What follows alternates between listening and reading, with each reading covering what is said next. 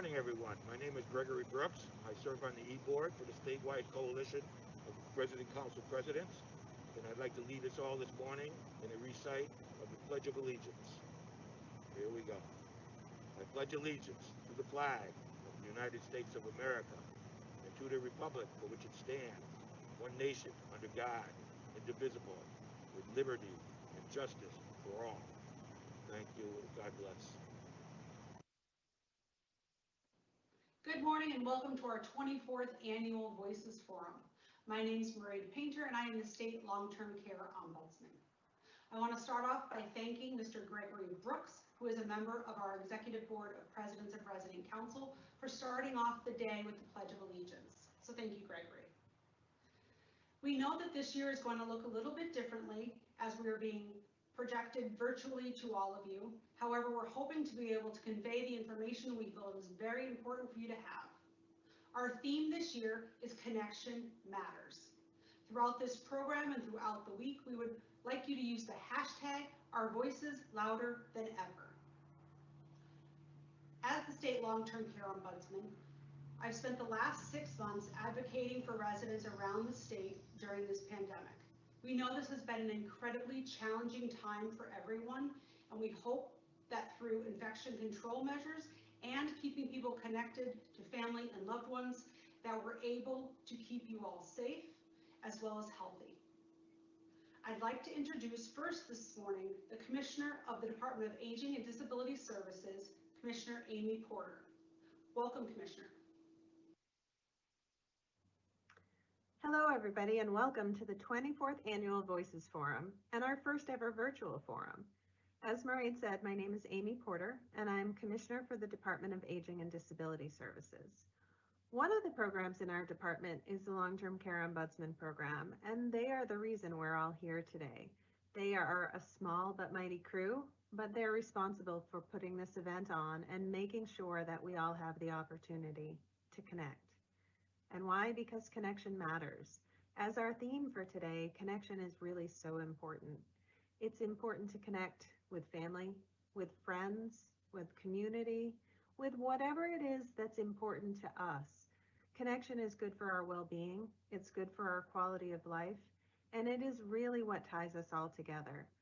I want to take the opportunity to thank you for taking time to be with us today, to connect with us, to share your time, to share your stories, to share your ideas with us. As we connect, we learn from one another, and I am so excited to be here today. I welcome you, and I look forward to spending the day with you. Thank you. Thank you, Commissioner, for that warm welcome and for being here with us this morning. We really appreciate it. Next, I would like to introduce Jeanette Sullivan Martinez. She is the president of our E-Board. The E-Board stands for our Executive Board of Presidents of Resident Council. Welcome, Jeanette. Good morning, good morning, good morning, and welcome to the Voices 2020. I am so grateful that you're here and participating with us today. My name is Jeanette Sullivan Martinez, and I am the president of the Executive Board of Resident Council Presidents. As you can see, due to COVID, this year is a little bit of a different year. And I'm hoping that by coming to you virtually, you'll not only be able to share this and interact and connect with your resident council presidents, but also the rest that live in your community. Having COVID being such a difficult time this year, we've been away from our loved ones, our families and friends, and I hope that this time gives you the positive energy and thoughts that you need to be able to connect not only with those in your community, but with your families as well. I hope you enjoy the day and all that we have for you. Thank you so much, Jeanette. We really appreciate you being here with us today. For all individuals, I'd like to just do some light housekeeping. Please feel free to take a break or pause as this is being recorded. But I do want to note that there will be a live question answer opportunity from 11 a.m. until noon.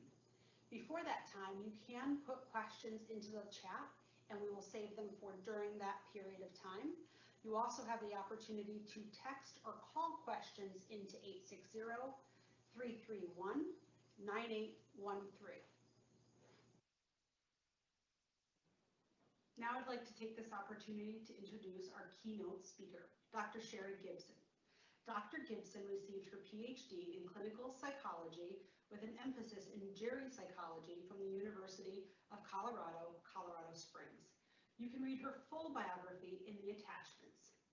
Today, she'll be presenting Trauma During COVID-19, Healing Through Relationships. Dr. Gibson, thank you for being with us. Hi, my name is Dr. Sherry Gibson. I'm coming to you from Colorado Springs, Colorado on this beautiful fall day.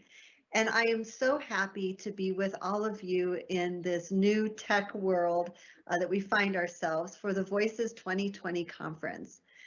Thank you for inviting me to present on this important topic of trauma during COVID-19, healing through relationships. Next slide. So the intent of this training today is really to share with you what the literature tells us about trauma and how we might apply this knowledge to this very remarkable time that we find ourselves in with COVID-19, and also to explore how trauma does affect people at the individual level to help identify ways that we can heal through relationships, and in our interactions with people, we can provide a space for healing. And to possibly, at the end of this day that you are attending the Voices 2020 forum, we'll also come together for some questions and answers. But most importantly, it is to remind all of us that we are living in this unprecedented time where the relationships that we have are, if not ever more important than they've ever been for us as a community, as a nation, and certainly globally. Next slide. So across the globe and across our nation, a large number of cases have been reported. Now hundreds of thousands of people have died and millions have been affected. But no matter the number, each person is an individual, which really reinforces this need to understand trauma and how we can be better stewards of working with people or responding to people who might be having a traumatic experience during this time. Next slide. It's also important to know that for all of us going through this unprecedented time, that one size does not fit all. Losses are very individualized right now. Could be the loss of what we knew as our normal. It might be actual loss from death or illness during this time of COVID. And while we have all heard the mantra, we're in this together, we also have to recognize that we are individuals and that my experience is going to be very different from your experience and so on. And my perception of what the suffering that we are all seeing right now will also be very different from one person to another. Next slide. And our individual responses are multifaceted. And two things that come to mind are, first, what were the circumstances for persons pre-pandemic?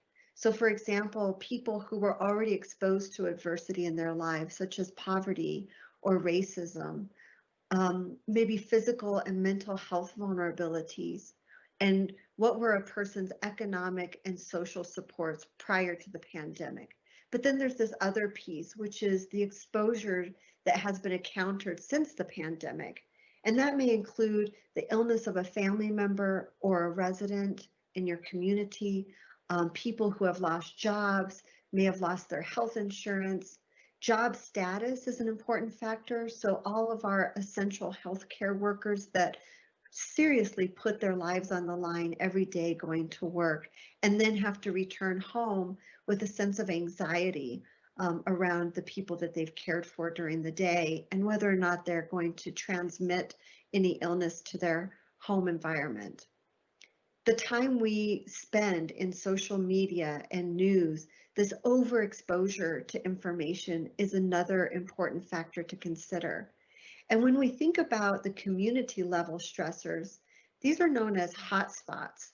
So there have been cities and communities around our nation who have taken the brunt of the illness of COVID-19. And so it's important to recognize within your own communities how long were restaurants or other businesses closed? Did some never reopen?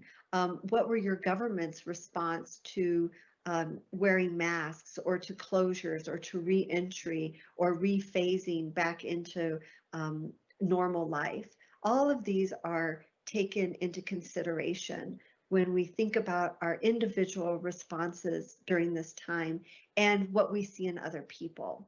Next slide.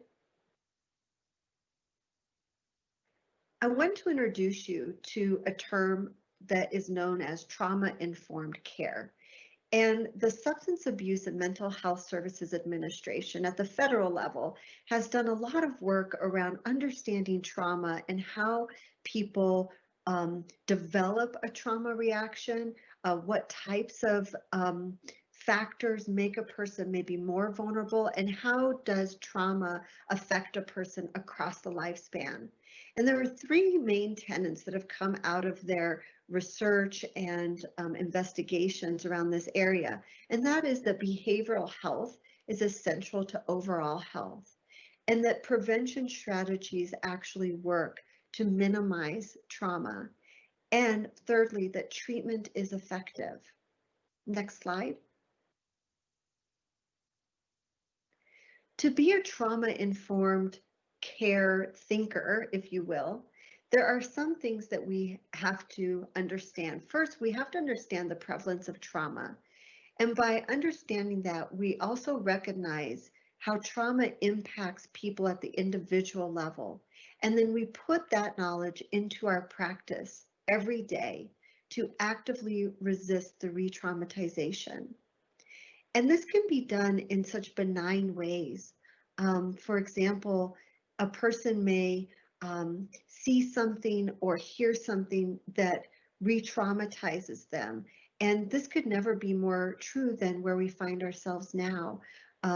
People that may have lived through illnesses in their past or maybe have been on a ventilator, and when they see the news reports of a shortage of ventilators or images of people on ventilators, that can re-traumatize a person. So as stewards of being in long-term care communities and being with one another, we want to make sure that we understand that people come into our lives potentially with histories of trauma. And so how we react to other people or how we react to them, we want to be sure that it doesn't re-traumatize somebody. Next slide. The underlying question is not really what's wrong with you, but what's happened to you. And what are often called symptoms are actually adaptations to traumatic events. And that finally healing does happen in relationships. Next slide. I want to share this video with you, produced by Brene Brown, if any of you know about her. She first became kind of famous on the TED stage. She shared some of her work as a sociologist around the area of vulnerability, but she presented this talk on the difference between empathy and sympathy. So I'd like for you to watch it now, and I'll go ahead and start this.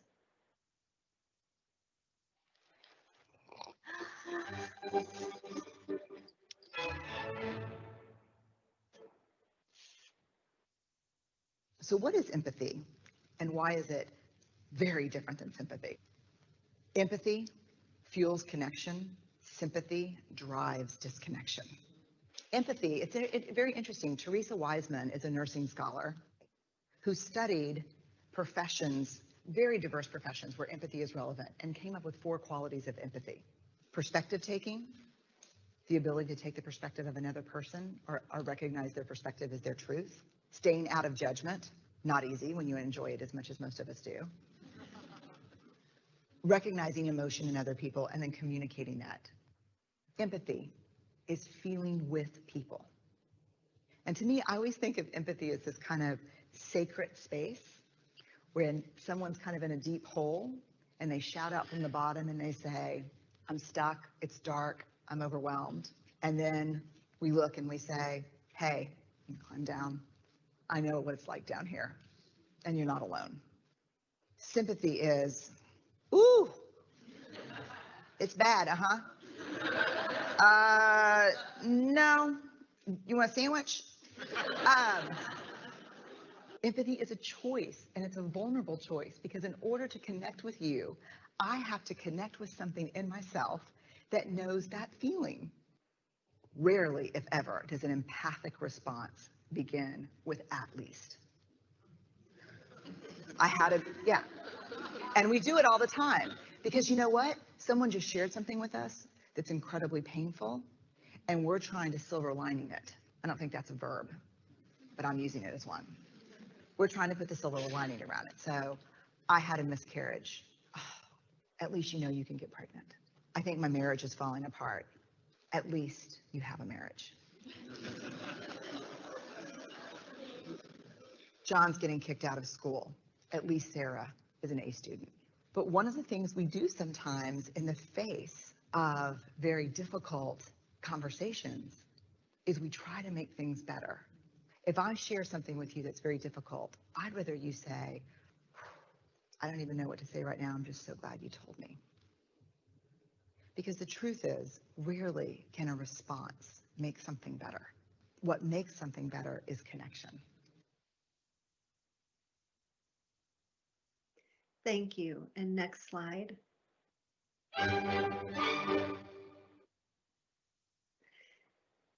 So it is important for us to understand empathy and how empathy is a driving factor in working with people with trauma.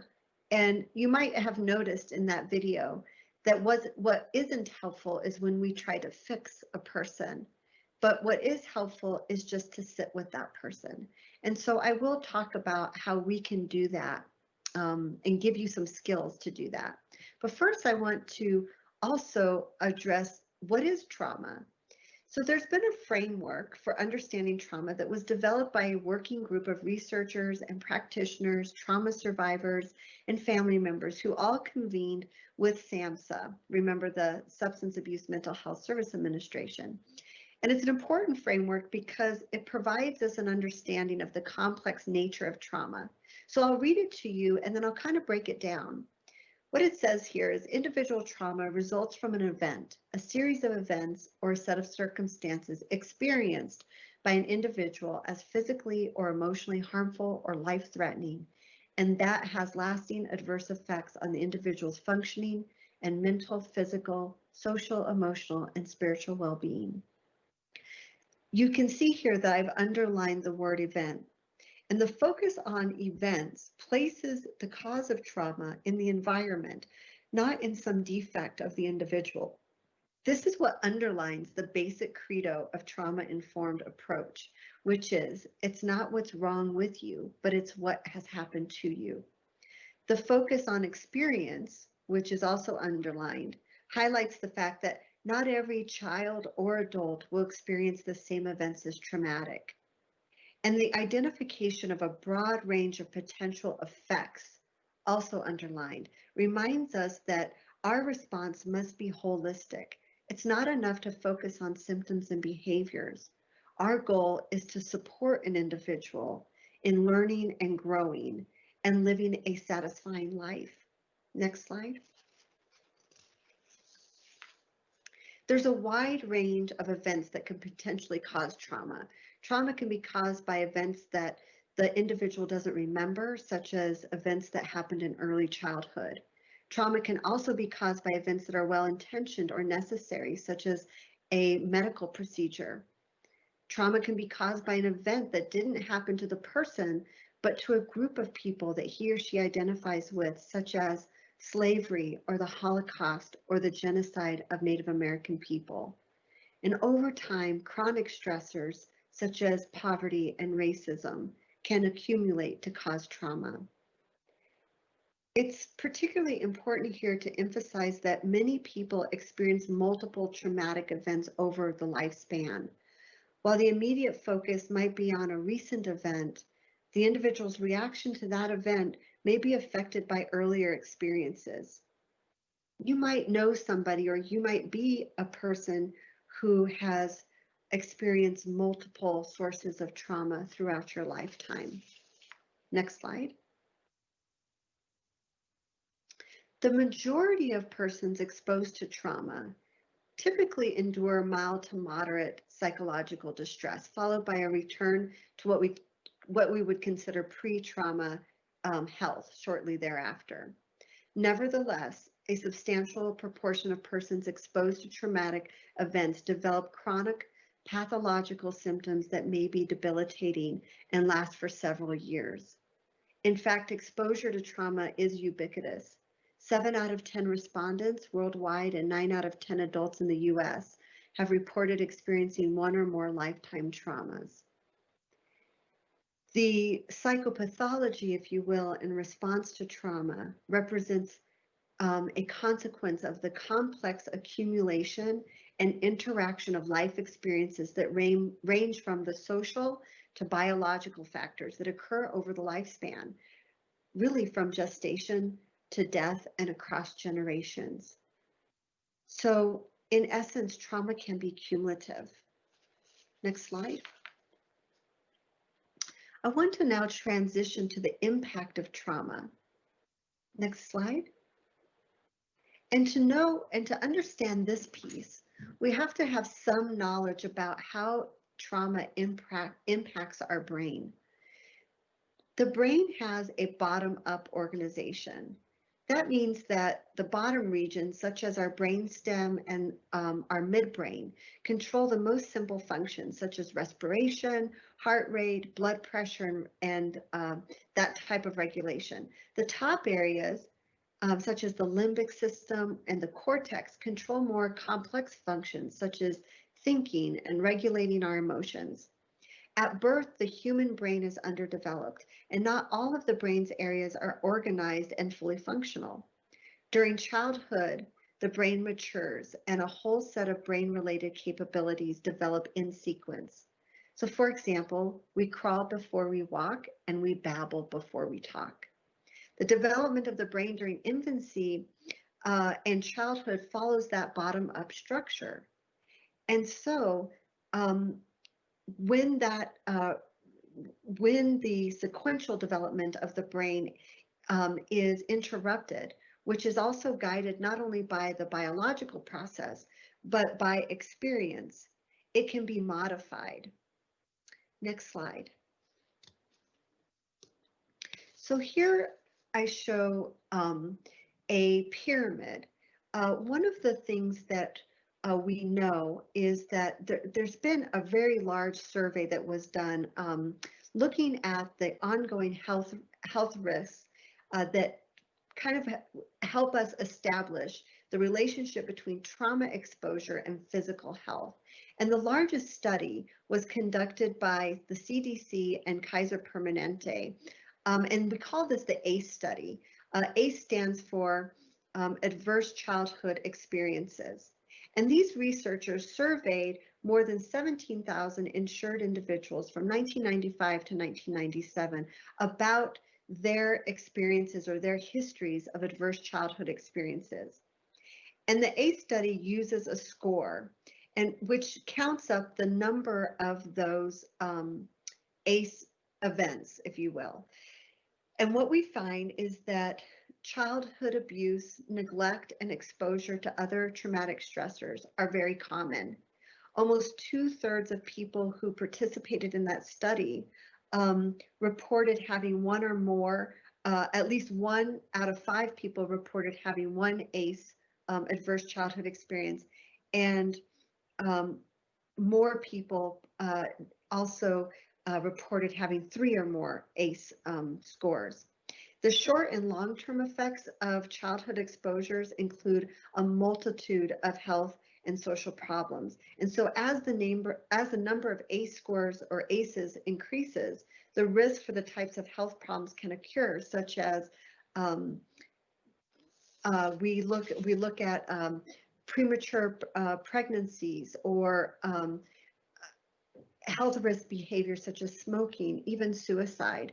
And so what we know is that when people have a childhood experience that can disrupt the neurocognitive development that then can result in social, emotional, and cognitive impairment that then can result in an adoption of health risk behaviors, leading to disease, disability, and social problems, and ultimately can result in early death. Next slide. So the effect of trauma on an individual can really be conceptualized as a normal response to an abnormal situation. Next slide. Many of you may be familiar with the fight, flight, or freeze responses that are activated by danger. Some common behaviors of trauma survivors, behaviors that are labeled as problems by even the mental health system, can be linked to these responses and the effects that trauma has on the brain. So this slide lists 3 sets of problems that are often attributed to people who show a certain behavior that might be actually a survival mechanism tied to that fight, flight, or freeze response. So first is the fight response. And in the mental health system, someone who struggles too hard to hold on to their personal power may be labeled as non-compliant or combative. Second is the flight response. And people who might demonstrate being emotionally withdrawn or disengaging too much may be labeled as treatment resistant or uncooperative. And thirdly is the freeze response. And anyone who gives in too easily to authority, I kind of refer to this as the bobblehead response. So the person is just saying whatever you want to hear in order to get out of a situation. Those persons might be labeled as passive or unmotivated. But many of the people that you may know and people that we serve as providers have survived circumstances that we can hardly imagine. And what we often label as pathological may be the very things that has helped a person to survive. So when we take a trauma-informed approach, we recognize that symptoms or problems are adaptations to trauma, frequently including the feelings of helplessness and loss of control that trauma can often cause. Next slide. Click again and continue clicking. Thank you. So I want to share with you a model, and click one more time. This is a model that has been used to describe how behavior works in the environment. So this is what we would call a person-environment fit. And on the y-axis, you will see capacity written on the side. And capacity is a person's ability to engage in their environment on any given moment, on any given day. And that ranges from low to high. On the x-axis, you will see labeled environmental press. And that simply means the press in our environment, the stimulation that we're getting in our environment.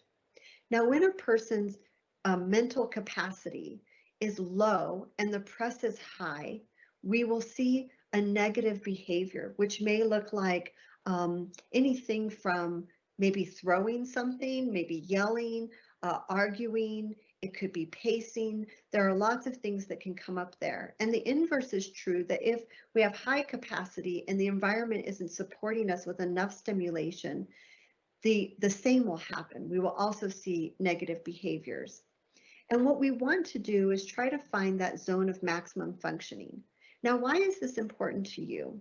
It's important to you because as surveyors or as people being in a space with other people, if we see that somebody is struggling, they may not be able to articulate what's happening with them, particularly if they are having a traumatic reaction to something, or if they are perceiving that their environment is dangerous or threatening in any way.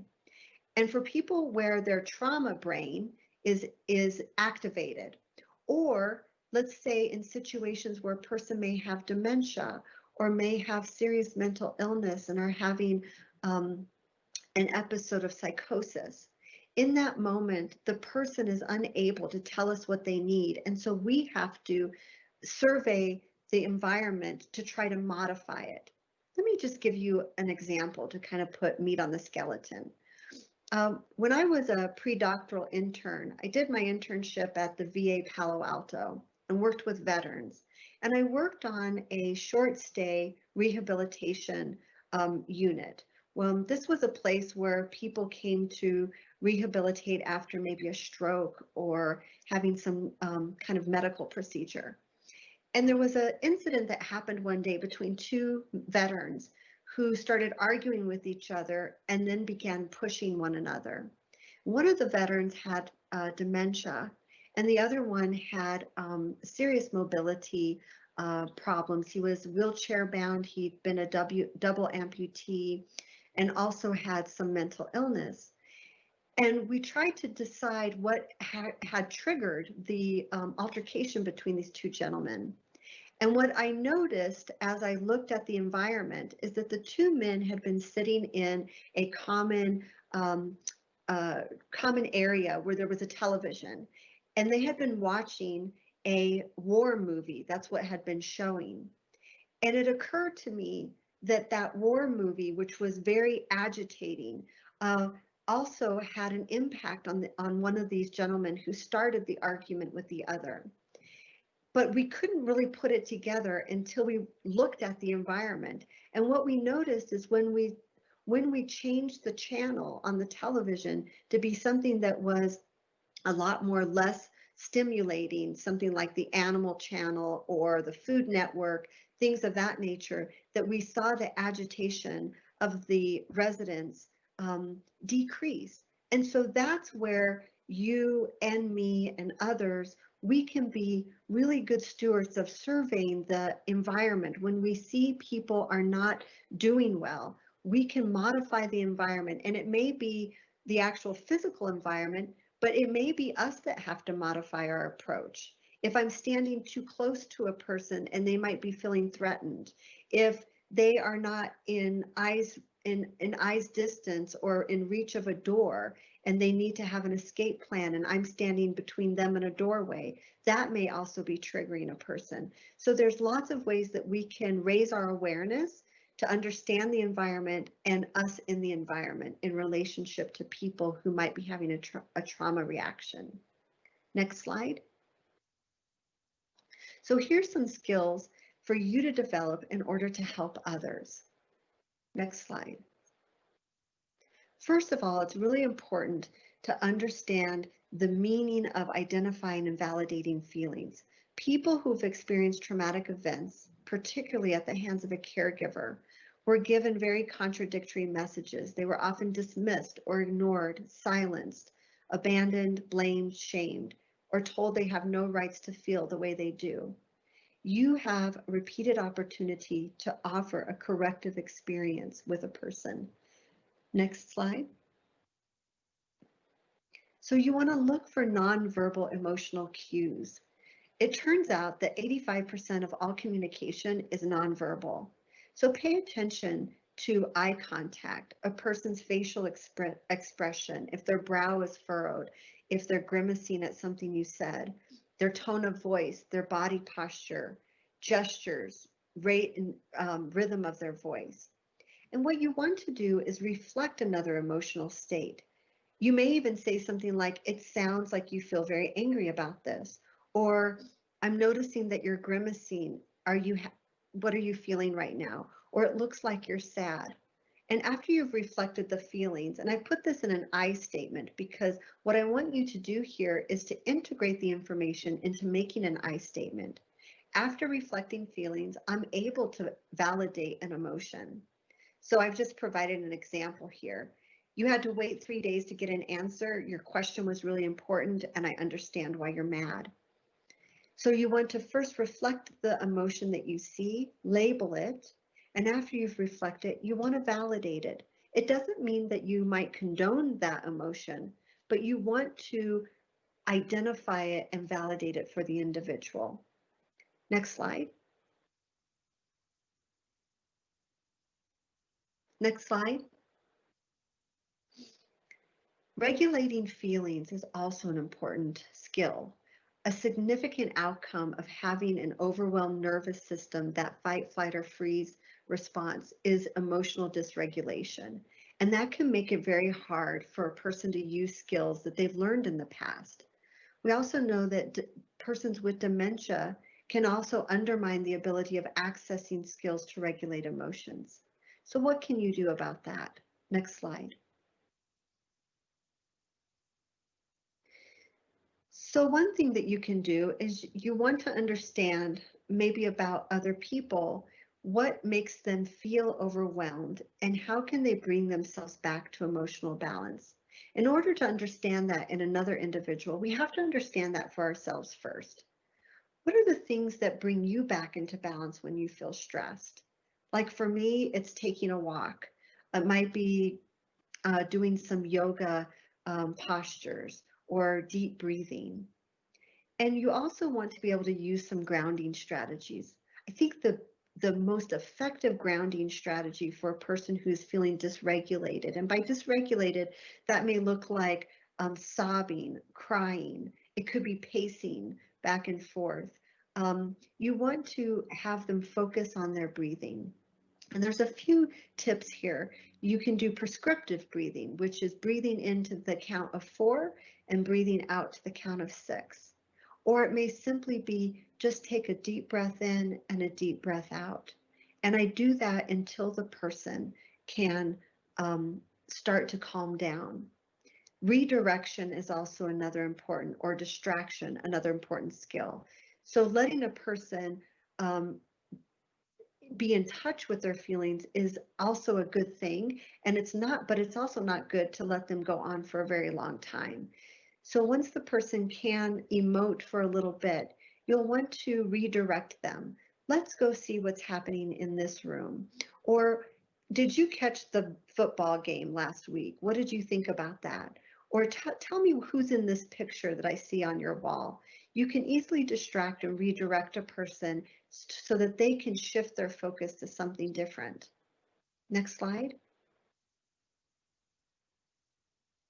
Understanding stress response. As I mentioned before, our nervous system plays an important function to keep us alive and alerting us to danger. Many people who are under or over responsive to even the slightest perception of danger exhibit behaviors that might include violence, running away, self-abuse, or just shutting down. Next slide.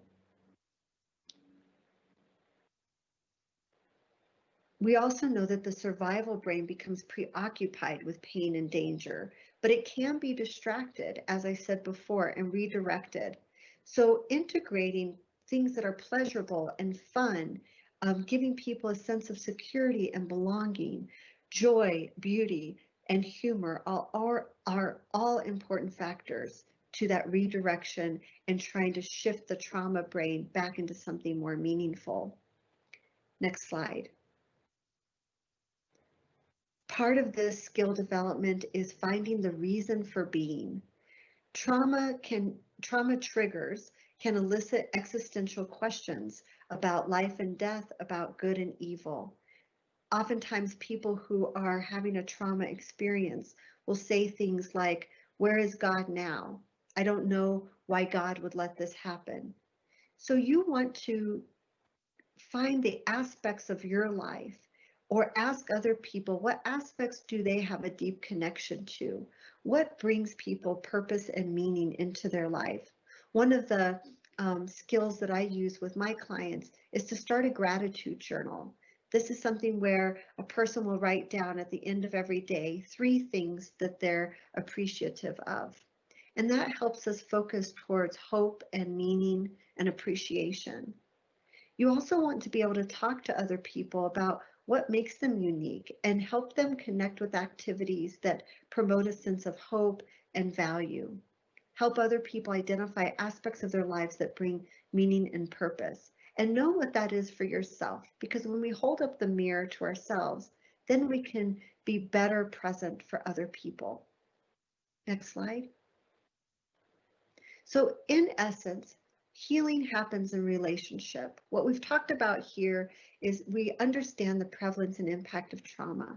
We want to promote safety in our communities and earn the trust of others, embrace the diversity of experience and provide holistic care, appreciating the biopsychosocial and spiritual components of a person's life, respecting human rights, pursuing people's strengths, their choice and their autonomy, sharing power, meaning that we walk the journey with people, and communicating always with compassion and a sense of curiosity rather than judgment or adversity.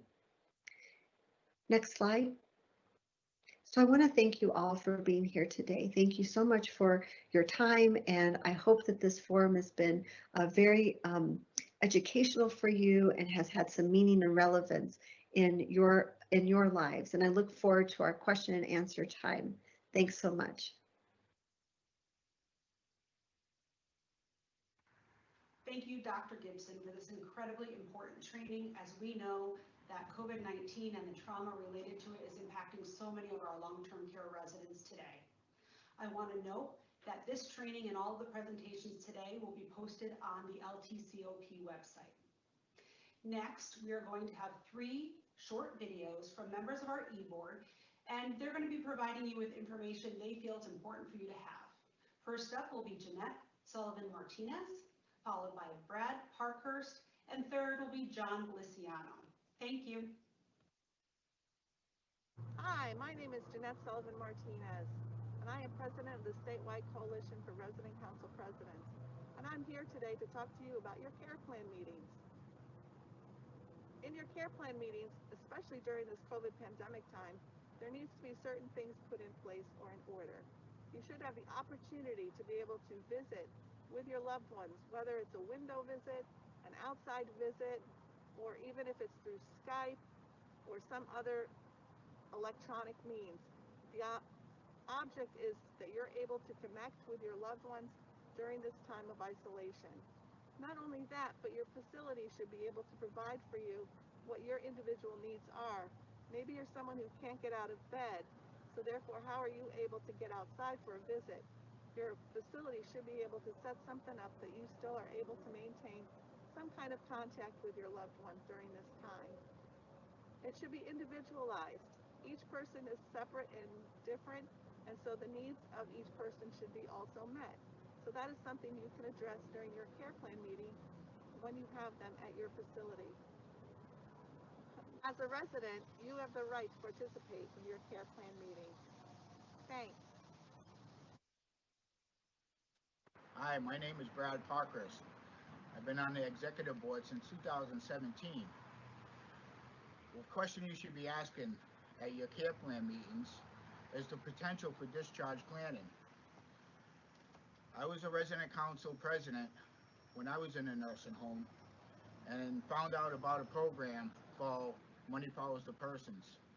Money Follows the Persons is a program that helps residents transition back into the community. If you'd like to know more about it, contact your social worker and she can make a referral on your behalf. As a resident, you have a right to know all your options. Thank you. Hi, my name is John Beliciano, and I've been an e-board member since July 2020, and I'm here to talk to you about questions you can ask during your care planning meeting. And one of the topics you can ask about is your medications. And some of the questions could be, why do I take the medications I do? And what are they for?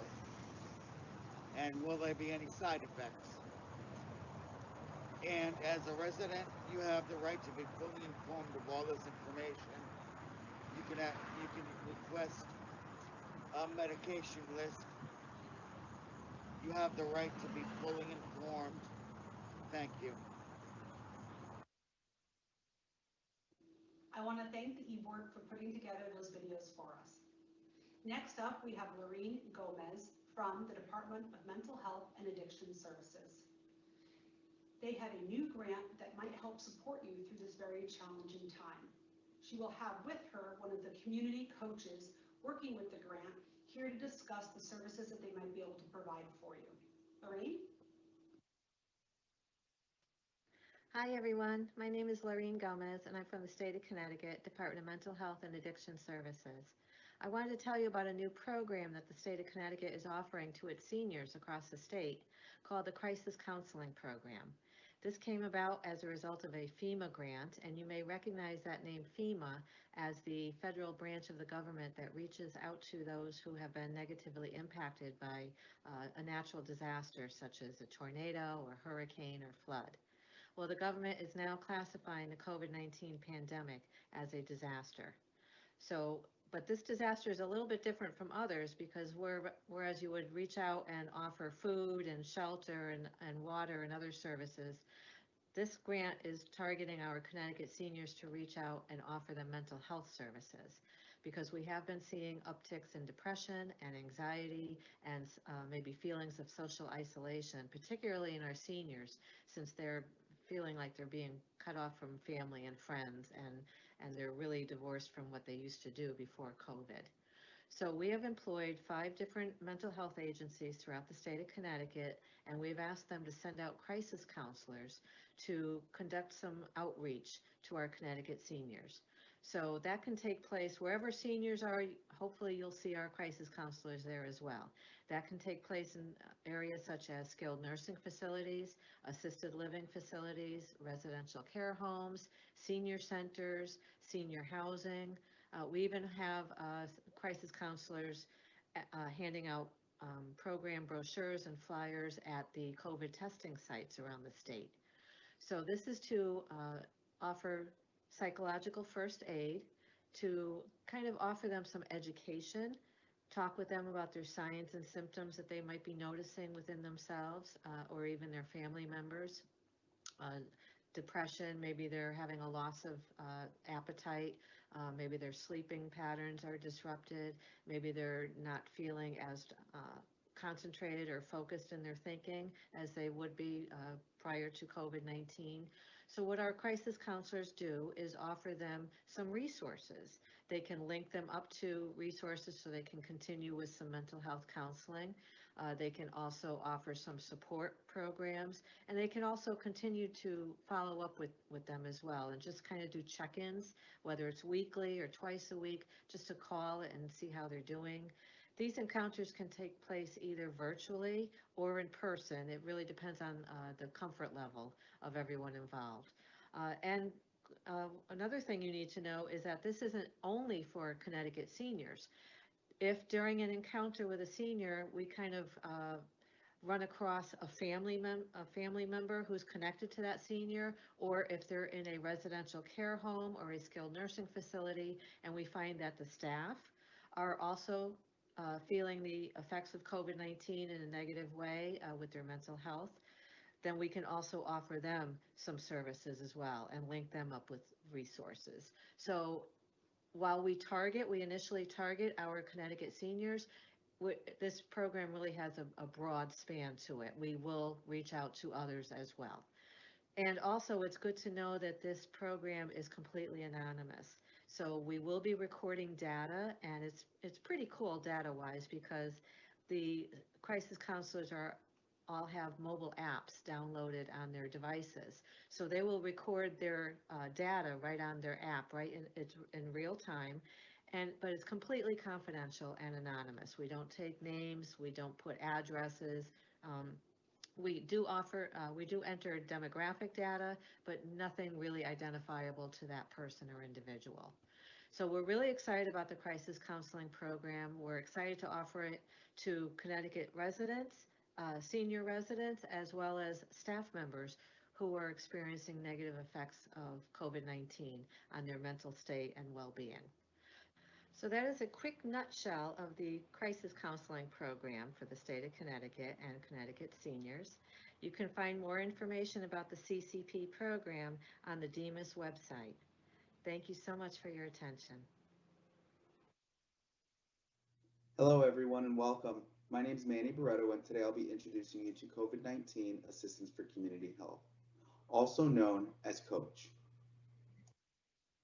Before we dive into the COACH program, I would just like to take a few moments to tell you a little bit more about COVID-19.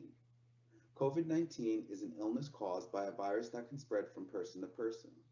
COVID-19 symptoms can range from mild or no symptoms to severe illness. You can become infected from droplets when a person coughs, sneezes, or talks. You can also become infected by touching a surface which has the virus on it, and then by touching your mouth, nose, or eyes. It is important to know the symptoms of COVID-19 so you know if yourself or a loved one needs medical care. Some of the symptoms include fever or chills, cough, shortness of breath or difficulty breathing, fatigue, muscle or body aches, new loss of taste or smell, sore throat, congestion and runny nose, nausea or vomiting, and diarrhea. If suspected of having COVID-19, seek immediate emergency medical care if you experience any trouble breathing, persistent pain or pressure in the chest, any new confusion, trouble to wake or stay awake, or bluish lips or face. Next, we'll briefly go over how to protect yourself and others from COVID-19. With no vaccine currently available, the best way to protect yourself is to avoid being exposed to the virus that causes COVID-19. Wear a mask that covers your nose and mouth in public settings. Clean and disinfect frequently touched surfaces in your home. Wash your hands often with soap and water for at least 20 seconds, or use an alcohol-based sanitizer that contains at least 60% alcohol. Stay home if you are sick. Buy groceries and medicine, go to the doctor, and complete banking activities online whenever possible. If you must go in person for any services, please stay at least 6 feet away from others and disinfect items that you must touch. If you have or suspect you have been exposed to COVID-19, the following are measures that can be taken to help minimize the risk of spreading the virus to other people. Stay home if you are sick or feeling sick, except to go get medical care. Avoid public transportation, ride sharing, or taxis. Separate yourself from other people and pets in your home. There is no specific treatment for COVID-19, but you can seek medical care to help relieve some of your symptoms. If you need medical attention, please call ahead to schedule an appointment with your primary care doctor. Now that we've covered some of the physical aspects of COVID-19, I would like to jump into why the COACH program is so important. COVID-19 has impacted and continues to affect all systems that we encounter on a day-to-day basis, even beyond our physical health. Educational institutions have had to close, services usually delivered in person have gone remote, unemployment rates have soared to all-time highs, individuals have experienced prolonged periods of isolation, and many typical social functions have been canceled. Everyone has a story of how COVID-19 has changed their day-to-day life. These changes can have lasting impact on the financial security, mental health, and physical well-being of the individuals dealing with this pandemic. COVID-19 Assistance for Community Health was specifically designed as a means of intervention to provide support and connection as we continue to cope with and heal from this pandemic together. So what is COACH? Here I'm going to cover a few key elements that make COACH extremely beneficial and accessible to the general public. COACH is a grant-funded crisis counseling program provided by the Substance Abuse and Mental Health Services Administration in partnership with the Federal Emergency Management Agency, or FEMA. This means that our services are completely free of cost, and the participants will never be asked to provide any billing information, neither to themselves or their private insurance companies. COACH is also strengths-based, which I will cover in more detail later on in the presentation. Completely anonymous, so our participants don't have to be concerned with any information that they're providing to their COACH provider. All this information, disclosed at their discretion, would be kept completely confidential. COACH is also outreach-oriented. Our providers are typically culturally aware and local to the surrounding communities that they are working in. These services are also provided in non-traditional settings, so it does not have to be in an office setting where you are receiving the COACH services. This can be out in community outreach centers, homeless drop-in centers, community gatherings and activities, schools, private homes, or out in public. These services are designed to strengthen existing community supports. which is what coach providers will be trying to connect the participants to.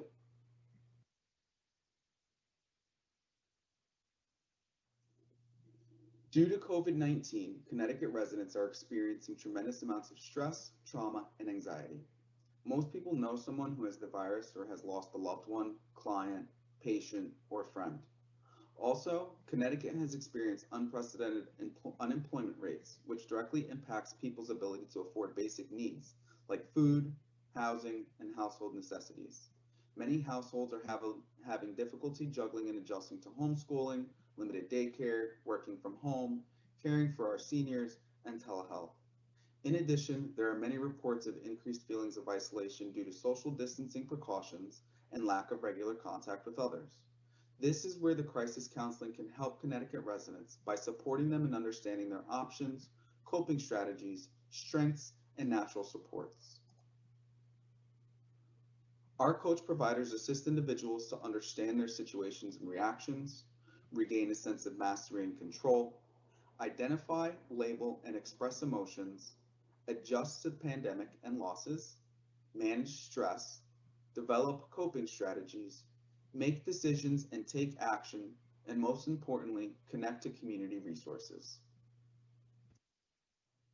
The COVID-19 pandemic is unlike anything we've ever seen, but going over the types of reactions is important to understand where you may fall in the different categories of reaction to disasters. Here we will go over some of the individual traumas, which may cause stress and grief, fatigue, irritability, relationship issues, or hopelessness. Some people may also be experiencing collective trauma, which may damage their community support systems or may affect even individual coping. Here we'll cover some of the individual reactions that we may experience as a result of the stressors caused by this pandemic. Some of the reactions go beyond emotional and mental reactions and can include physical problems that we may begin experiencing during this time period. Some of those physical reactions can include gastrointestinal problems, headaches, aches, pains, weight change. I've listed a few here. They can also include chronic fatigue or sleep disturbances and immune system disorders. If we're experiencing any of these side effects and they're new or worsening, I encourage you to reach out to your primary care doctor or a medical professional to discuss.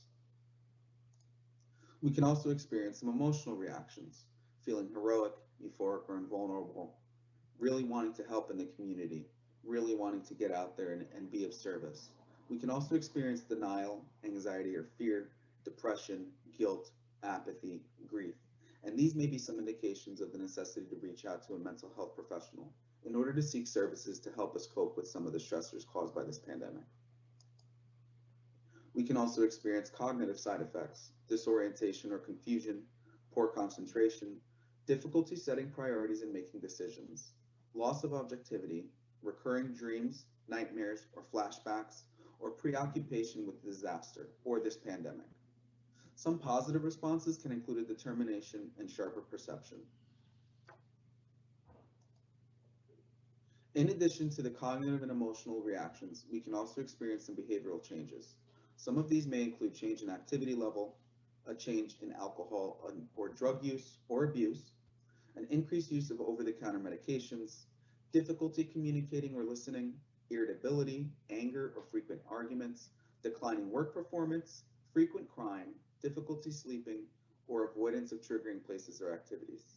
Some positive reactions can include group identification and unselfish behavior. Again, a situation where you may see somebody volunteering more frequently, trying to get involved with the community, or trying to help others recover from the same situation that they themselves are in. Earlier, I mentioned that Coach is a strengths-based program. Here, I'll take the opportunity to dive into a little bit more of exactly what I mean by that.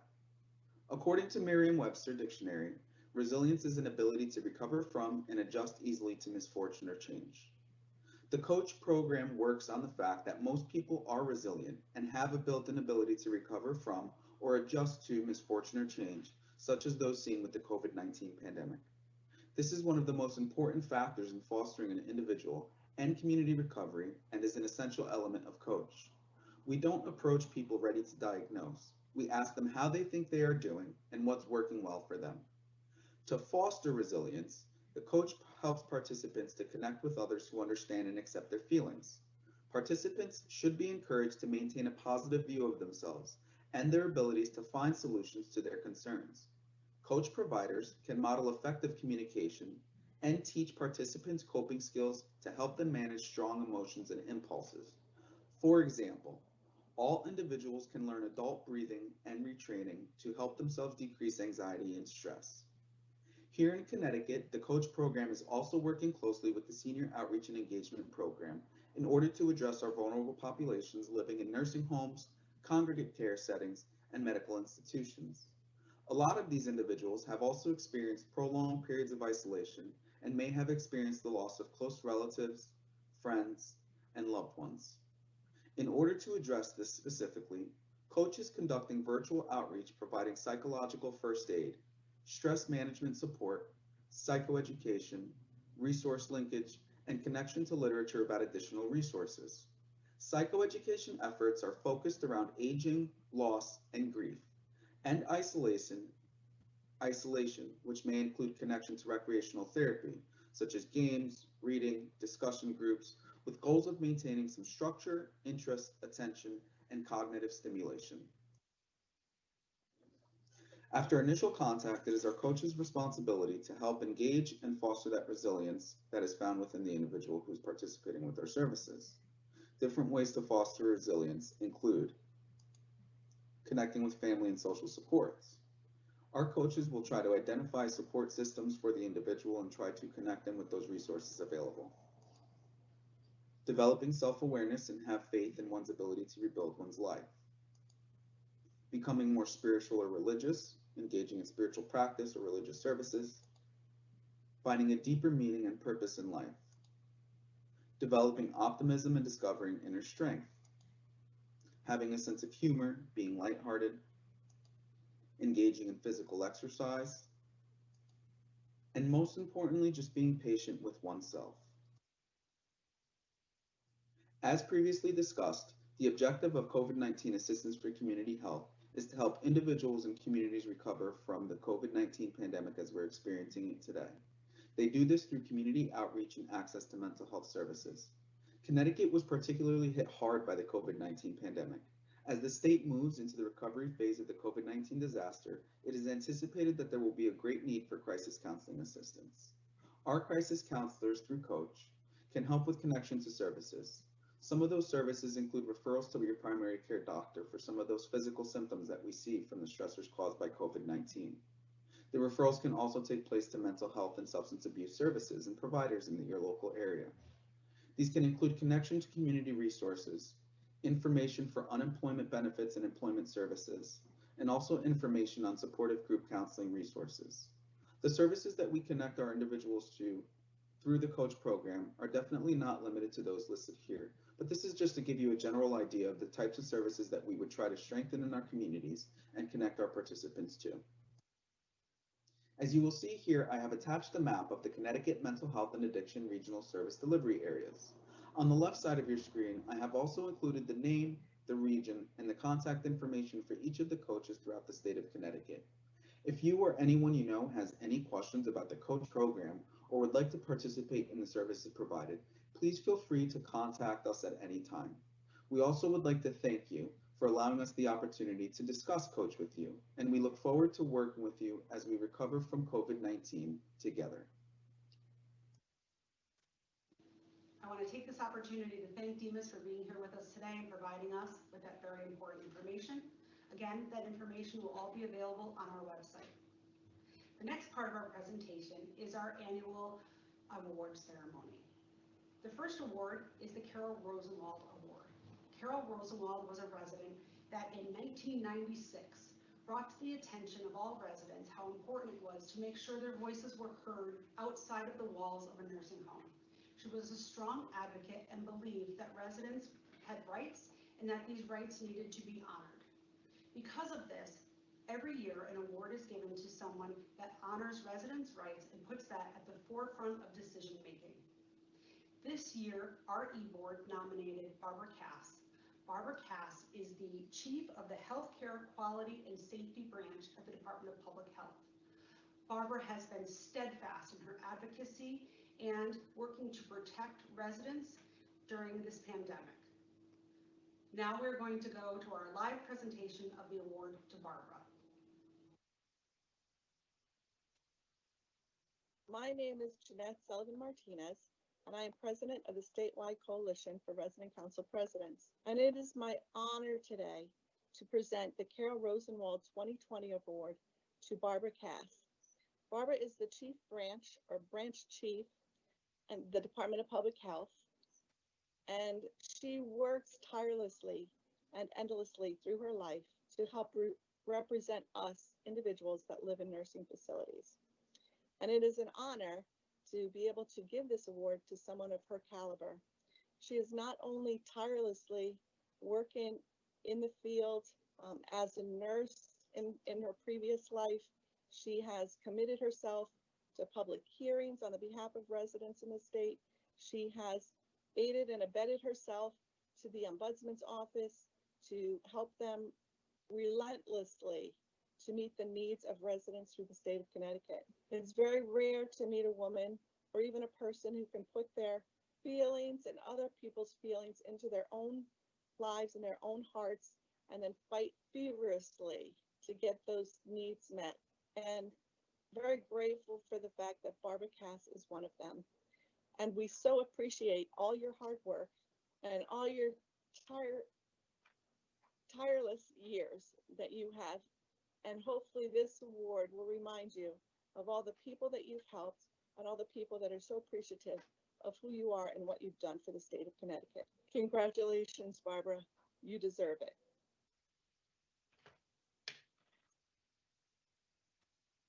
Again, I want to thank Barbara Cass as well as her entire team at the Department of Public Health for everything that they have done over the past 6 months to protect residents during this pandemic. Our second award is called the Brian Capshaw Rockstar Award. This award goes to individuals who have advocated for residents at a state and federal level and that they're looking for change. This year, our e-board has asked that we honor Dr. Vivian Luang and Dr. Matt Carter for the work that they have done throughout the pandemic. They are both epidemiologists with the Department of Public Health and have worked tirelessly in order to put infection control measures in place that keep residents safe. They know how challenging this has been, but they have kept residents' rights as well as infection control at the forefront of their decision making. So right now, I'd like to jump to our live presentation of their awards. Thank you. My name is Jeanette Sullivan Martinez, and I am president of the statewide coalition for resident council presidents. And it is my honor to be here today to award Dr. Matt Carter and Dr. Vivian Luang the Brian Capshaw 2020 Award. We are so grateful for all your hard work and your dedication into keeping residents in the state of Connecticut COVID-free. We recognize that you and your colleagues have been working so hard to keep residents safe from the COVID-19. We recognize also that your testing mandate for long-term care communities is being seen as the golden standard compared to other states. As a nursing home resident, I know I'm feeling safer with the work that you are doing and providing for us, and I know others around me are as well. Thank you again for how you carefully and meticulously are setting standards to keep us safe during this pandemic and upholding and supporting our rights as individuals. Congratulations to you both. Hi, everyone. I wanted to add my congratulations for our award recipients today. I've had the opportunity to work with Barbara Cass, with Dr. Carter, and with Dr. Luang, especially over the past several months during the COVID pandemic. I've had the opportunity to see firsthand their dedication, their commitment, their compassion, and the incredible amount of work that they're doing to make sure that all of our communities stay safe. So congratulations to all three of you. Well deserved. Again, thank you, Dr. Luang and Dr. Carter, for your tireless work and for your career in public health. Now we are going to move into our live question answer portion of the day. I am going to be joined by our e-board president, Jeanette Sullivan Martinez, a representative from the Department of Public Health, a representative from the Department of Mental Health and Addiction Services, our keynote speaker, Dr. Sherry Gibson. And again, I will be there to help answer any questions that you might have. We encourage you to put questions into the live chat or call or text your questions to 1-860-331-9813. Thank you. Oh, well, hold on just a minute, Mairead. I don't think we can go any further without at least taking a little bit of time to talk a little bit more about resident rights as they pertain to the CARES Act and their stimulus money, as well as some opportunities to best connect in these very difficult times. So let me borrow them for just a minute. Come with me. Hey, everybody. My name is Dan Beam, and I'm the Regional Long-Term Care Ombudsman for the eastern part of the state. And I just wanted to take a moment while you guys are thinking of and sending in your questions for the live Q&A portion of today's event to talk a little bit about the CARES Act and stimulus checks, which are also known as the Economic Impact Payment, as well as some of the best practices when it comes to staying connected, even in a time of social distancing. But first, let's talk money. So under recently passed COVID-19 legislation known as the CARES Act, which stands for the Coronavirus and Economic Relief and Security Act, most nursing facility residents are receiving stimulus payments of up to $1,200. And the Internal Revenue Service has been issuing these payments in the same ways that they send out your traditional Social Security benefit, direct deposit or paper check by mail. And this money belongs to you, not the nursing facility. And this is true even if Medicaid pays for your care and services at the facility. So what should you do? Well, talk to your facility about it. Ask them what their protocol is for helping residents in accessing these funds and how to spend the monies in ways that you wish. And if they took it already, get in touch with your regional ombudsman who can help advocate for your rights to this money and to help you get it back. And we're not alone. Actually, in a press release in June, our own State Attorney General, William Tong, stated that if individuals are receiving their care at a long-term care facility in Connecticut and have not received their stimulus payment, he wanted to hear about it. And ultimately, any Connecticut resident who feels that their stimulus money has been wrongfully seized are urged to file a complaint with the Connecticut Attorney General's office themselves by calling 860-808-5318 or visiting the complaint link next to me and filing it electronically. Now, we will have these resources available ongoing on our webpage for this Voices Forum for easy access. But I did just want to note that if you wanted to check on the status of your CARES stimulus payment, you can go right to the IRS website linked next to me and click the Get My Payment button for information specific to your payment type and the status of it. I also wanted to take a brief moment to talk about how important it is to stay engaged and active while visitation is limited and activities are changed to accommodate for safe physical distancing. I wanted to briefly touch on some best practices observed here in Connecticut, but also across the country when it comes to staying connected while maintaining social distance. So, with the limitations of in-person visits, residents, families, facility staff, ombudsman programs, and other advocates have all gotten creative in how we're able to stay connected. And we know that creating and maintaining connections to family and friends, to other residents, to the greater community, and even to nature are all essential components of a good quality of life. And so let's look a little bit deeper into how each one of these ways we can stay connected. When it comes to staying connected to friends and family, using technology like video chat, FaceTime, text, and email are always a good opportunity to stay connected. Or maybe even if you want to look into the more traditional snail mail, load up on pens and paper, envelopes and stamps, and write letters. Send cards to your friends and family and encourage them to write back. See if you could use your facility's social media page to help connect you to a new pen pal. Utilizing care packages. It never hurts to get tangible items in the mail like photos, crossword puzzles, books, or best of all, snacks. And you might want to work with your facility to have a local musician come and perform outdoors and see if you can invite family members to also attend. And last but not least, always nice to have a car parade so the community and families can get together and all participate in something to let you know that they're thinking of you.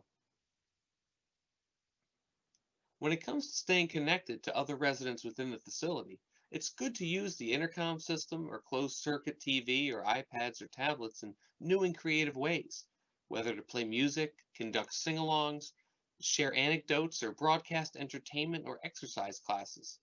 You can also engage right from your doorway. The hallway bingo has been a huge hit. Do a sing along or even have remote control car races.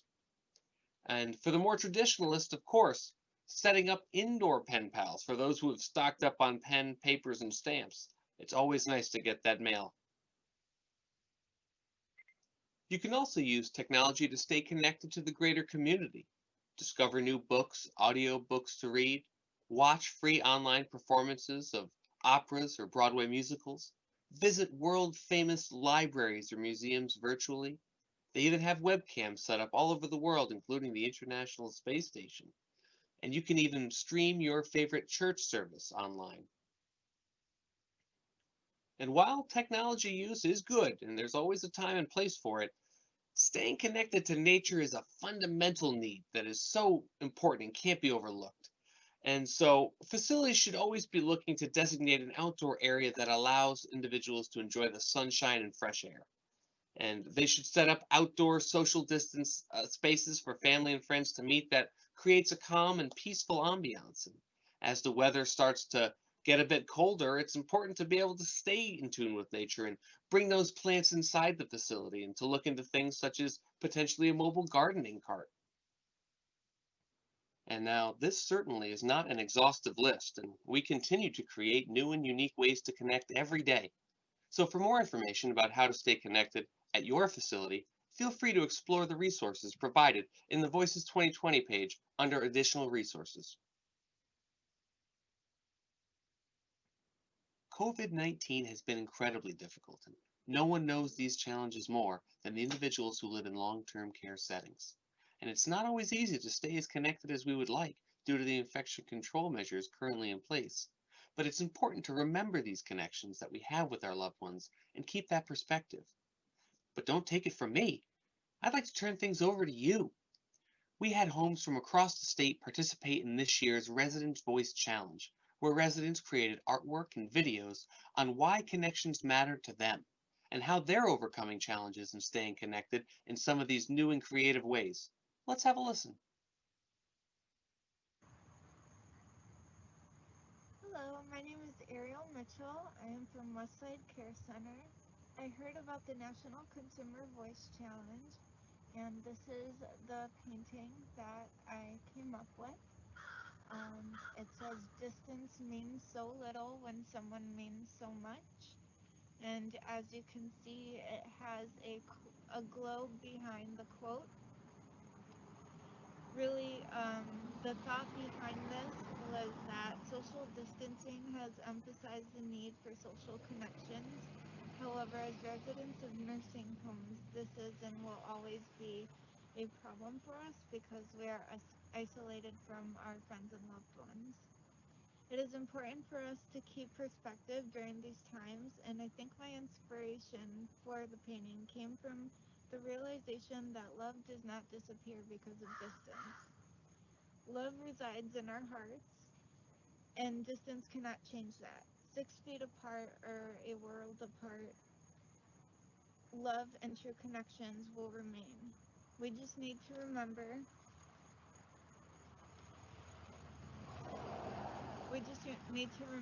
the connections that we have with each other and hang on to that while we are apart. Social distancing may be difficult, but it keeps us safe, and sooner than later, when we reunite with friends and loved ones, the connections will be even stronger than before. Hi, my name is Kathy Gannon from Skyview in Wallingford, Connecticut. I stay connected through family visits outside. Hi, my name is Ray Carlson from Skyview in Wallingford, Connecticut. I stay to patio social. Hi, my name is Bev Nickerson from Skyview in Wallingford, Connecticut. I stay connected with through FaceTime. We are family. I wish you all could be here with me. You are my sunshine. My only sunshine. Make me happy. When skies are gray, you'll never know, dear, how much I love you. Please don't take my sunshine away.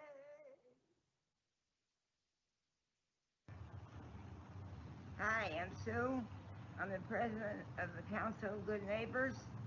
I live at Masonic in Wallingford, and been here 4.5 years, and I like it here. And with the epidemic going on, I've been visiting with the tenants and saying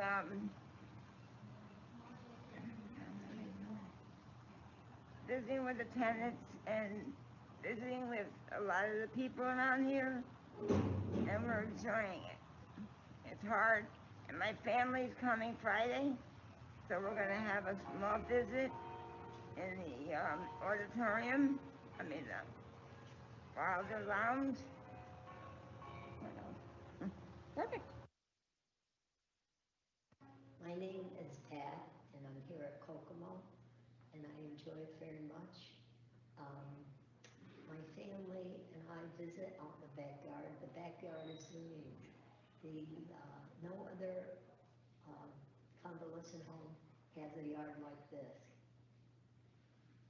Hi, this is Joe from Kokomo, and it's been really tough with the virus, but with the recreational people have gotten through everything for us by doing games and stuff and doing visitors.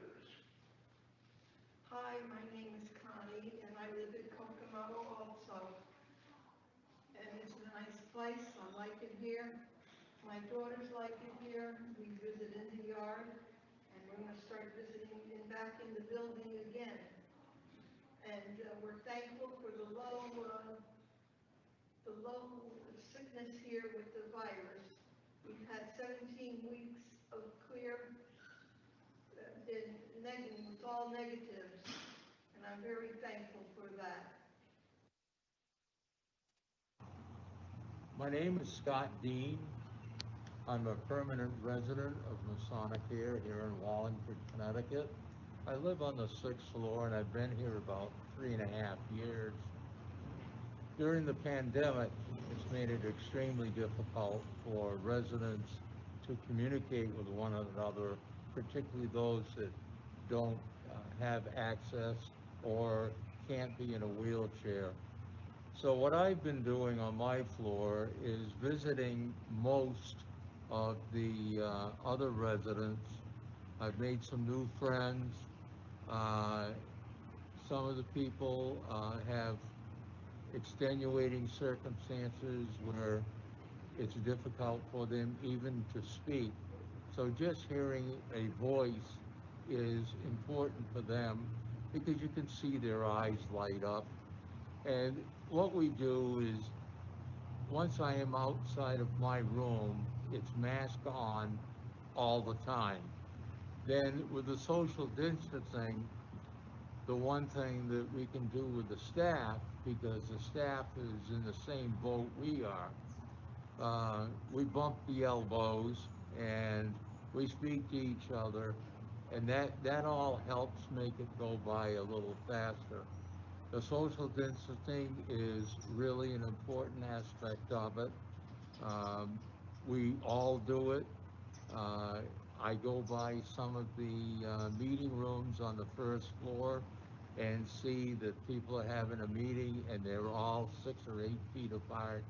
So everybody is working very hard to make it a more comfortable and a more serene type place to be.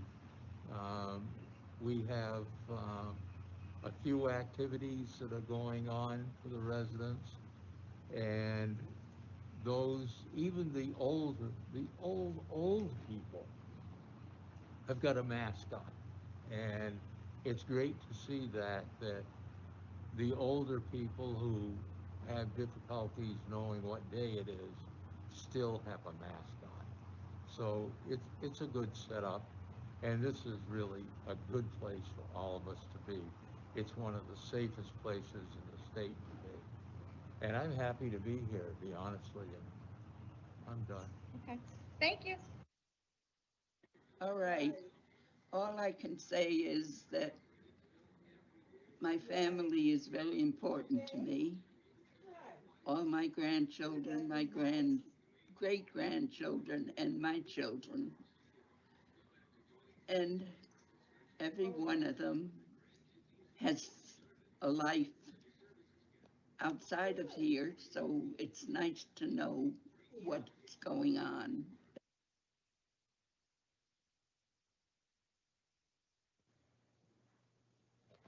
All right, hi, we are live. We're doing a live video from Cobalt Healthcare. So I've got Bob and Mimi here. And Bob, you want to start? We're talking about. I'm Bob Harris, Yeah. behind the mask. And we're talking about connections. And I have more friends here than I ever thought I'd have. This is like a second family to me. And I really love this place. In fact, a year ago, more than that, when we had a fire and were separated out into several different places, I couldn't wait to get back here. This is where my family is and where my friends are. We've got a lot of different ways of communicating now. We're now back in the rec room, at least 8 or 9 of us at a time, and that's great. It's great that we can have meetings again. We'll soon be able to watch movies again together. The library's open, and the management has decided that we can have movies with a reasonable degree of safety. We also can get books from the library,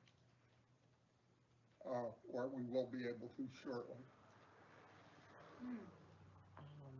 Mimi, anything else you want to add?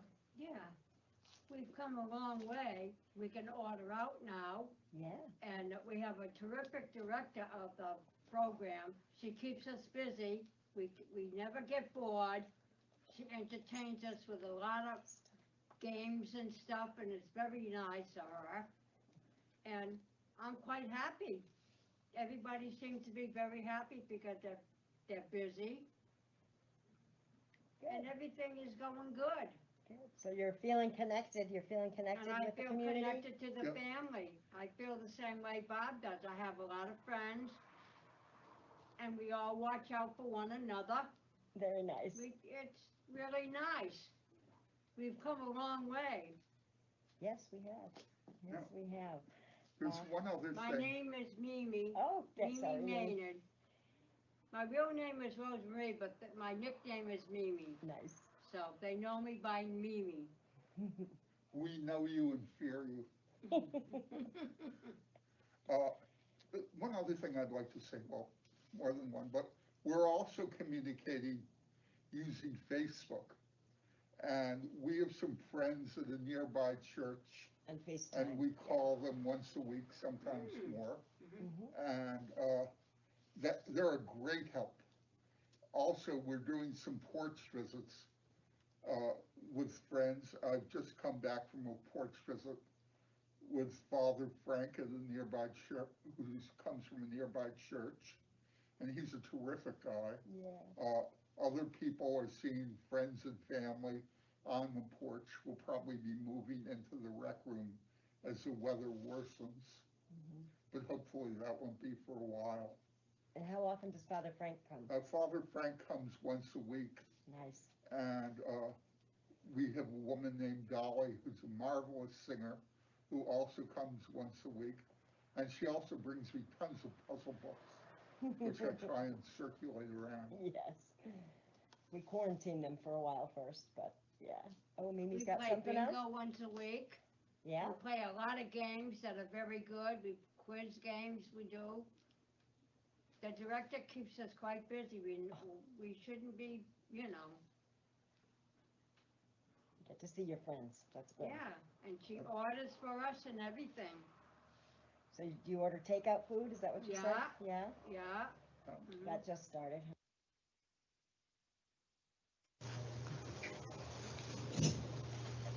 Ready? You want to know how I get in touch with my family?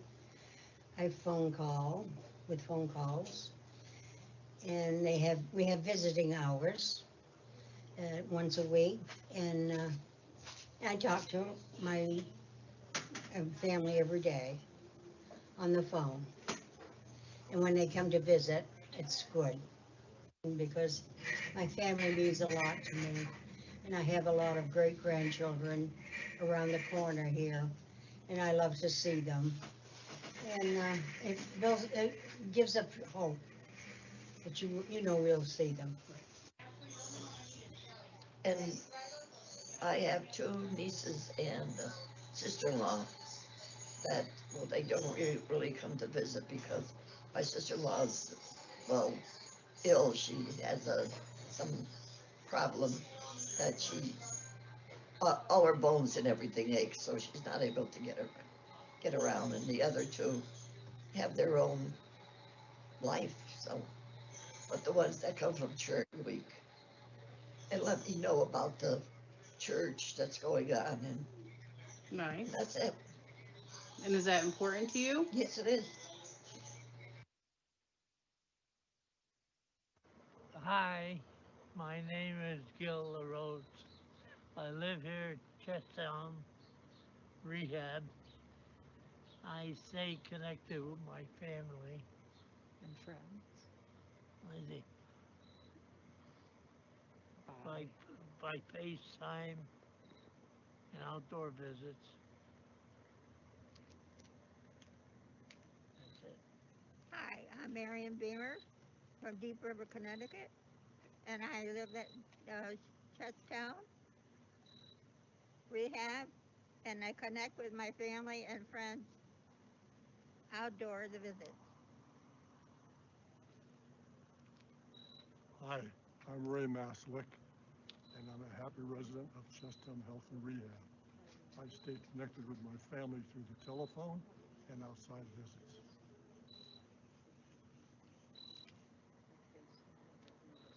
I'm smiling.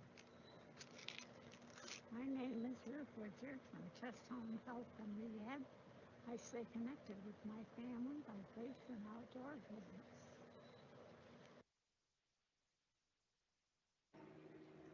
We are family. I wish you all could be here with me. We are family. I miss you. You miss me. I miss hugging my family. So here's a hug from me to you.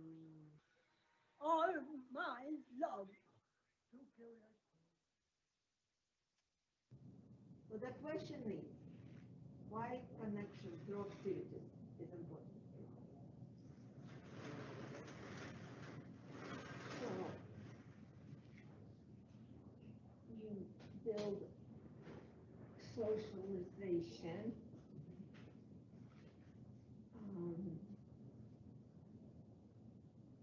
You also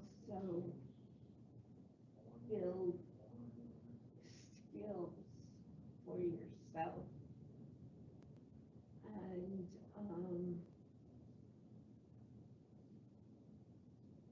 And it gives you something to do in a positive way. Ooh.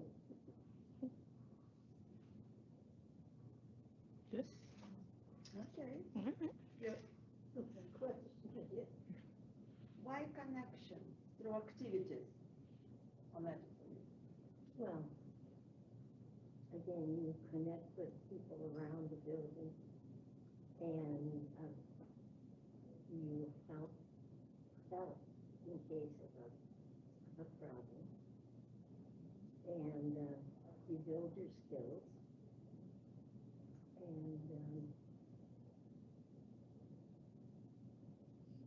And it's a good thing to do. It's the right thing to do is to do positive things with people. My name is Jerry. I'm from Connecticut Baptist Home. And connection is important to me because it's important to have friends and be around people. Beautiful. Thank you, Jerry.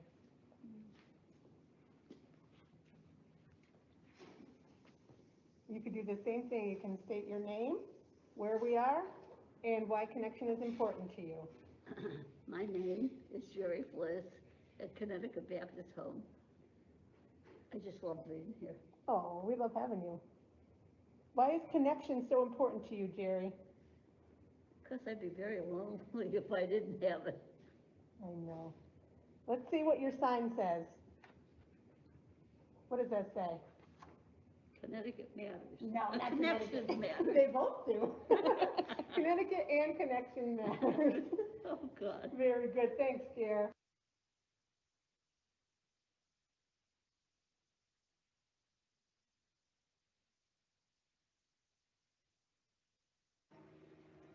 We are family.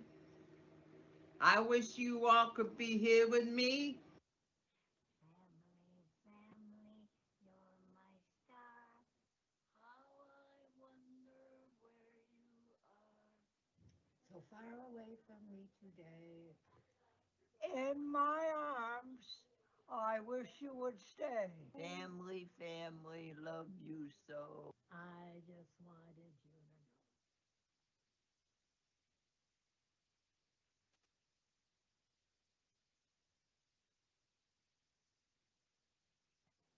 Wow, those certainly are some exciting ways to stay connected.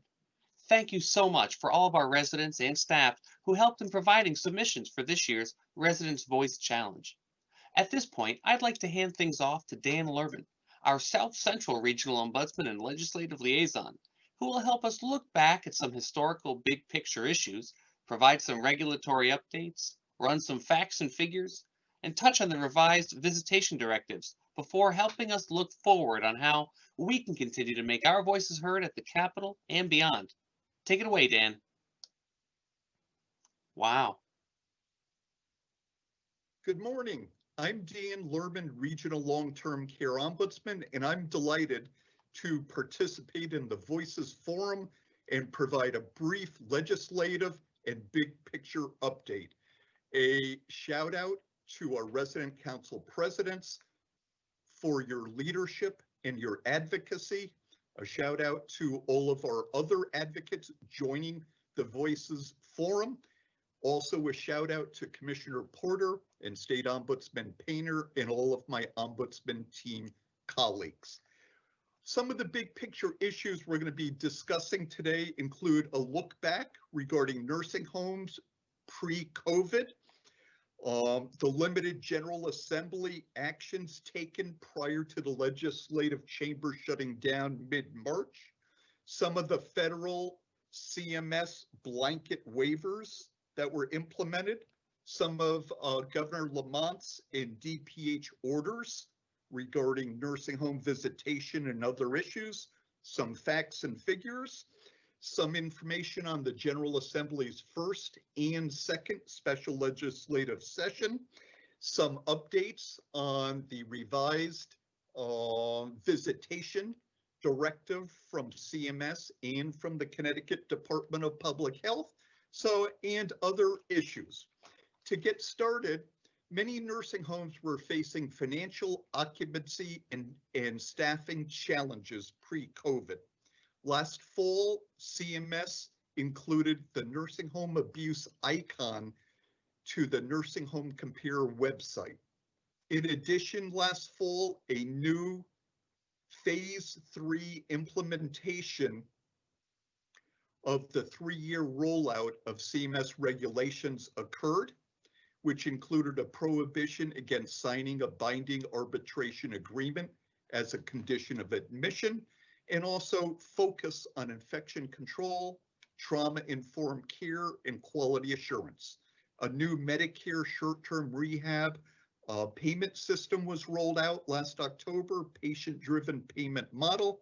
Nursing homes were devoting a lot of attention to that. Infection control was the #1 cited citation nationally, and hand hygiene was the main reason, according to Leading Age, one of the national trade associations. The focus in nursing homes was deregulation, which was a key concern of consumer advocates. In Connecticut, the Department of Social Services and nursing home providers were gearing up for a new payment system called acuity-based payment that was supposed to go live July 1st of this year, but has been deferred.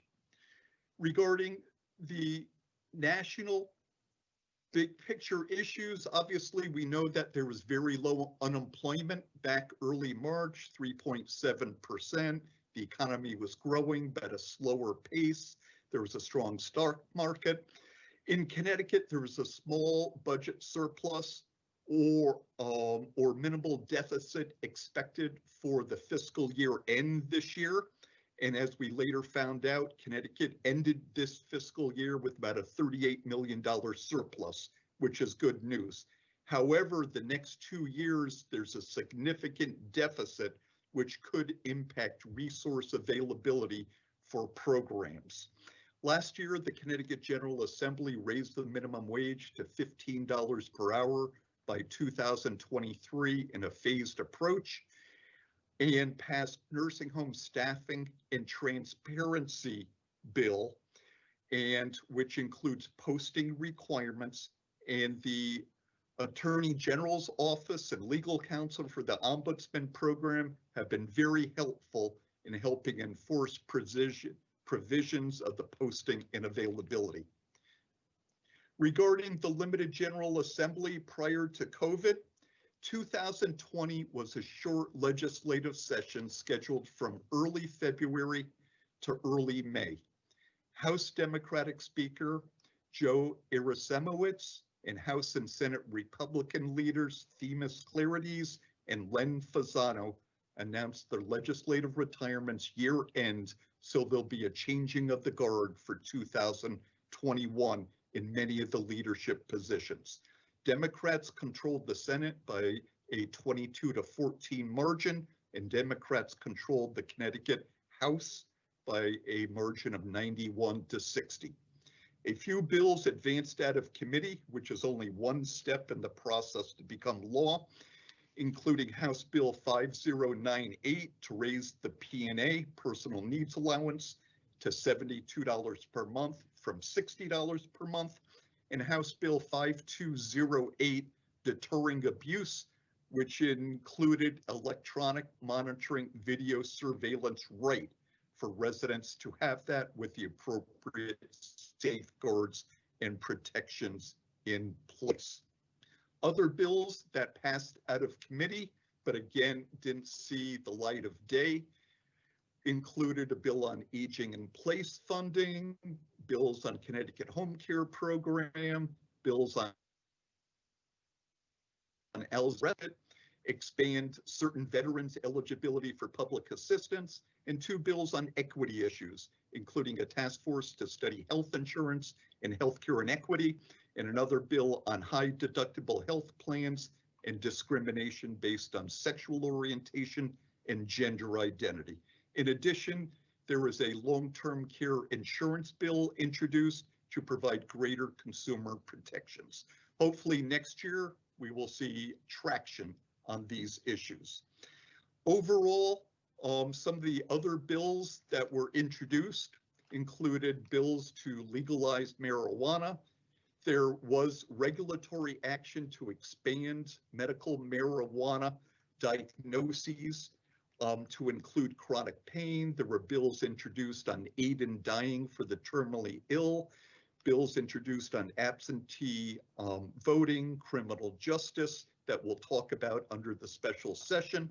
And under recognition events, a bill was introduced which included Kindness Week and Juneteenth recognition for the Saturday closest to June 19th, even before the protests on racial injustice and equity, and even before George Floyd's death. The federal government issued blanket waivers, which included waivers related to visitation, room transfers, record request turnaround, payroll journal-based staffing, which requires nursing homes to submit valid, verifiable staffing data so that the federal government can monitor and track staffing at each and every nursing home.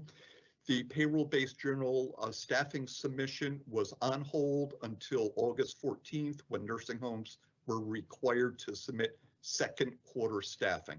Other blanket waivers included waiving the 3-day hospital stay prior to Medicare rehab coverage, pre-admission screening, allowing areas of nursing homes to house beds that normally do not, such as activity rooms, dining rooms if needed, restrict in-person resident groups, training and certificate requirements for aides, physician visits, and telehealth, okay, and even promoted, and nursing home transfers for COVID-related reasons. Governor Lamont led by executive order, given the public health emergency that was declared. So many executive orders were issued, suspending in-person hearings, involuntary discharges to homeless shelters, except for emergency health and safety reasons, flexibility to hire temporary and out-of-state workers, a new temporary aid position was created, telehealth promotion, requirements on PPE, license renewals, recovery care centers, resident and staff testing, DSS funding support, etc. The Department of Public Health had a leadership change mid-spring, and the Boston Consulting Group was hired to provide strategic support on COVID-19 issues. There has been tremendous hardship for residents, families, friends, staff, vendors, regulators, and advocates. We've seen a significant spike in broken heart syndrome, according to the Cleveland Clinic research, and we've seen significant increase in isolation and depression figures, and also in weight loss. Regarding facts and figures, COVID-19, about 72% of COVID-19 deaths in Connecticut were nursing home and assisted living residents at one point.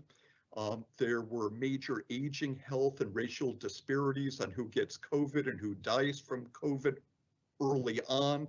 It was mostly older individuals and people with comorbidities, and more recently, there's been a big increase in younger folks getting COVID, but it's been extremely limited as far as the number of deaths under age 40. July 7th was the first date since March where no Connecticut individual died from COVID. The number of Connecticut individuals hospitalized for COVID peaked at about 2,000 in the spring, and now there's about 100, and that count had dipped to about 50 a few weeks back. Again, there's concern about second wave. Overall in Connecticut, about close to 10,000 nursing home and assisted living residents contracted COVID, and close to 3,200 unfortunately have passed. The Department of Social Services provided rate relief to nursing homes serving COVID residents. There were special provisions. This past summer, the Bipartisan Women's Caucus, the Black and Puerto Rican Caucus held press conferences and developed special session agendas and focus issues based on what was happening in nursing homes. Governor Lamont ordered an independent review of nursing home and state response to COVID and nursing home financial challenges. Mathematica Group was selected. They submitted their final report October 1st. which provides guidance on how to best address if a second wave comes, and some short and longer term recommendations. The Mathematica researchers talked with DPH, DSS, the Ombudsman Program, other state agencies, including Aging and Disability Services, key legislators, residents, families, trade associations, and experts in the field. The report was data and evidence driven with practical recommendations. Nursing home occupancy was about 87–88% late last winter, and it dipped down to 72% last month and is inching back up about 73% currently. There's been significant occupancy decline in nursing homes across the country. The Connecticut General Assembly first special session focused on 4 bills that were passed: police accountability, which was the most contested vote, and then there were unanimous or near unanimous votes regarding bills on absentee ballot reform for the November 2020 election, telehealth expansion, and capping insulin costs and high deductible health plan issues.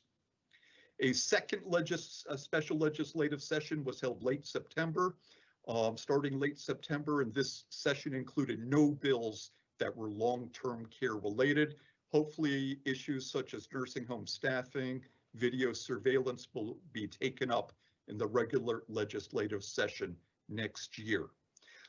Regarding the White House Coronavirus Commission for Safety and Quality in Nursing Homes, delivered the report on or about September 1st. Many advocates were concerned that it did not include stronger enforcement, accountability, and neither did it make recommendations for increased minimum staffing levels. The Consumer Voice, the national trade group, submitted testimony to CMS July 6th regarding COVID reporting requirements and advocated for much greater PPE testing and staffing data. Regarding CDC and vaccine priority ranking, Governor Lamont has developed a work group in Connecticut to determine who will receive the COVID vaccine first once it is out: frontline workers, nursing home and long-term care residents, etc. The work group will focus on that. Senator Blumenthal was a co-sponsor of Nursing Home Protection and Prevention Act earlier this summer. The U.S. Senate has produced a number of reports regarding COVID-19 in nursing homes and recommendations. Congressman Rosa DeLauro and Senator Patty Murray sent a letter to HHS Secretary Alex Azar this summer regarding COVID response. The federal government extended the public health emergency that was due to expire July 26th, just like Connecticut extended the public health emergency that was due to expire September 9th until, I believe, early next year, February, to the best of my recollection. In Rhode Island, a legislator introduced a bill for minimum staffing to be increased to 4.1 hours per day. Advocates in Connecticut will be watching that. We don't believe it's had much traction in Rhode Island at this point, but we are watching that closely. In addition, there was a research report regarding state and local public health funding decline over the last 3, 4, 5 years and the impact on health department staffing and expenditures per resident. What can resident council presidents do between now and the next legislative session? Continue your earnest advocacy, reach out to legislators regularly about issues of concern, invite legislators onto a Microsoft team event if that's possible, or to a conference call reach out to other residents to educate them about legislative issues, submit written testimony in 2021, or testify in person at the Legislative Office Building if it's safe to do such, and develop petitions on key topics and submit them to the state ombudsman. Some of the other issues since midsummer that have occurred is that the state of Connecticut has extended until December 31st payment for testing at nursing homes.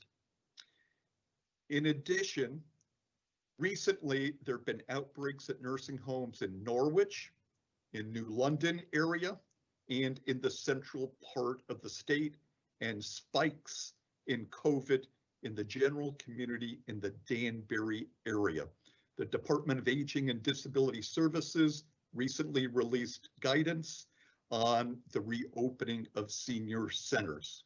August 27th, the Department of Public Health issued a revised order on compassionate care visits. On September 17th, the CMS, federal government, issued nursing home visitation guidance permitting nursing home visitation. The Connecticut Department of Public Health on September 25th issued guidance regarding rescinding all previous orders on nursing home visitation. Important milestones, very, very important milestones. And finally, October 6th, the most recent update, the Center for Disease Control confirmed that coronavirus spreads through airborne transmission in addition to other previously understood means. These are some of the key updates that I wanted to provide. I wish you all a great day. Continue your advocacy and stand up, shout strong, and keep in touch with your legislators and the Ombudsman program on important issues. The best always.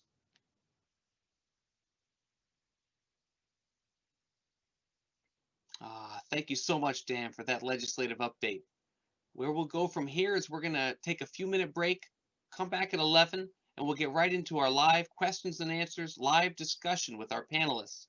And so if you haven't asked them yet, feel free to put questions into the chat box or call or text them into 860-331-9813. Stay tuned. We'll be back shortly.